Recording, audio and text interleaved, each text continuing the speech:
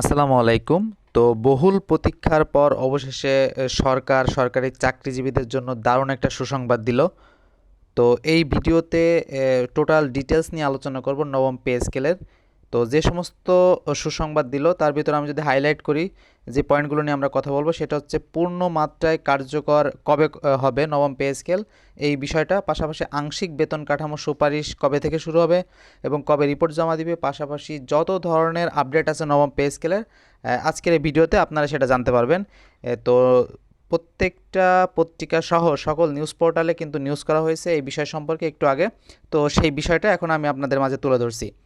তো বলা হয়েছে যে নব বেতন কমিশনের প্রতিবেদন জমা হবে 21 জানুয়ারি, এই টাইটেলে একটা নিউজ করছে প্রথম আলো। তো নিউজের ভিতরে কিন্তু ডিটেলস আলোচনা করা হয়েছে, আমি সেটাই দেখানোর চেষ্টা করছি এখন। তো প্রথমে বলা হয়েছে যে সরকারি চাকরিজীবীদের জন্য নতুন বেতন কাঠামোর প্রস্তাব চূড়ান্ত করা হয়েছে। বেতন কমিশন চলতি 2026 সালের 1 জানুয়ারি থেকে আংশিক বেতন কাঠামো বাস্তবায়নের সুপারিশ করেছে এবং পুরো মাত্রায় কার্যকর করা হবে 2026-27 অর্থবছরের প্রথম দিন, অর্থাৎ আগামী 1 জুলাই থেকে।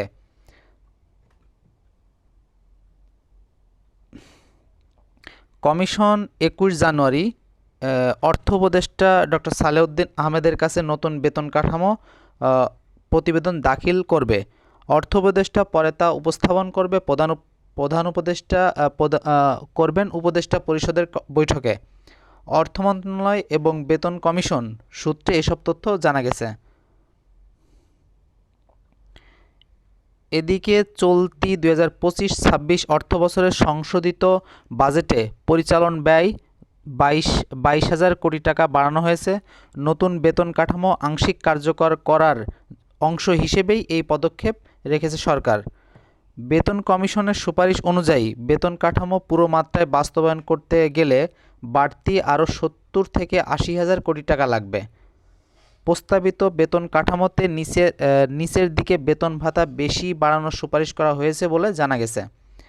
গত মঙ্গলবার অর্থ উপদেষ্টা সালেউদ্দিন আহমেদ সাংবাদিকদের জানিয়েছিলেন বেতন কমিশনের প্রতিবেদন পাওয়ার পর সরকারি চাকরিজীবীদের নতুন বেতন কাঠামোর বিষয়ে সিদ্ধান্ত নেওয়া হবে। গত বছরের 27 জুলাই সরকারি কর্মকর্তা কর্মচারীদের নতুন বেতন কাঠামো নির্ধারণের জন্য বেতন কমিশন গঠন করা হয়। এই কমিশনের প্রধান সাবেক অর্থসচিব ও পল্লী কর্মসহায়ক ফাউন্ডেশনের চেয়ারম্যান জাকির আহমেদ খান। 21 সদস্যের এ কমিশনকে 6 মাসের মধ্যেই প্রতিবেদন জমা দিতে বলা হয়েছিল। সরকারি কর্মকর্তা কর্মচারীরা এখন 2015 সালের বেতন কাঠামো অনুসারে বেতন ভাতা পান। সরকারি কর্মকর্তা সংখ্যা এখন প্রায় 15 লাখ। বর্তমানে সর্বনিম্ন বেতন 8,250 টাকা, এটা দ্বিগুণের বেশি বাড়বে বলে জানা গেছে। বর্তমানে সর্বোচ্চ ধাপে নির্ধারিত বেতন 78,000 টাকা, এটি বাড়িয়ে 1,20,000 টাকার বেশি করা হয়েছে। অর্থাৎ সর্বোচ্চ এবং সর্বনিম্ন বেতনের অনুপাত 8 করার সুপারিশ করা হয়েছে। তো এটাই ছিল সর্বশেষ সরকারি চাকরিজীবীদের জন্য নবম পে স্কেলের সুসংবাদই বলা চলে। তো আপনারা বিষয়টা বুঝতে পেরেছেন যে কবে রিপোর্ট জমা দিবে এবং পাশাপাশি পূর্ণ মাত্রায় কবে থেকে কার্যকর হবে।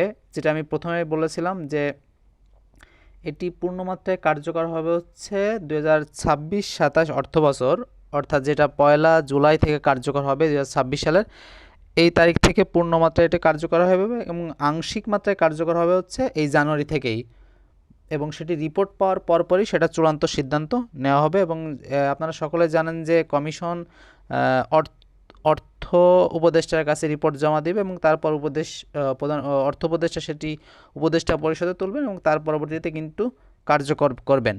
এবং বারবারই কিন্তু অর্থ উপদেষ্টা আজকেও কিন্তু একটা অনুষ্ঠানে গিয়ে বক্তব্য রেখেছেন যে যেহেতু কমিশন আমরা তৈরি করেছি, সুতরাং যেহেতু আমাদের সদিচ্ছা ছিল বিধায় কমিশনটা তৈরি করা হয়েছে, যেহেতু কমিশন তাদের নিরপেক্ষভাবে তাদের সুপারিশ তৈরি করছে এবং সেটি পাওয়ার পরপরই কিন্তু তাদের এটি নিয়ে কাজ করা হবে এবং চূড়ান্ত করব। তো এটাই ছিল মূলত সর্বশেষ আপডেট নবম পে স্কেলের। তো নবম পে স্কেলের সকল আপডেট পেতে অবশ্যই আমাদের চ্যানেলটি সাবস্ক্রাইব করে রাখবেন, কারণ নবম পে স্কেল সংক্রান্ত বা বেতন ভাতা ভাতা বৃদ্ধি সংক্রান্ত সকল বিষয়ের সকল আপডেট কিন্তু আমরা আমাদের চ্যানেলে সবার আগে দিয়ে থাকি। তো যারা নতুন আছেন অবশ্যই চ্যানেলটি সাবস্ক্রাইব করে পাশে থাকা বেল আইকনটি প্রেস করে দিবেন। তো ধন্যবাদ সকলকে, ভালো থাকবেন, সুস্থ থাকবেন, আল্লাহ হাফেজ।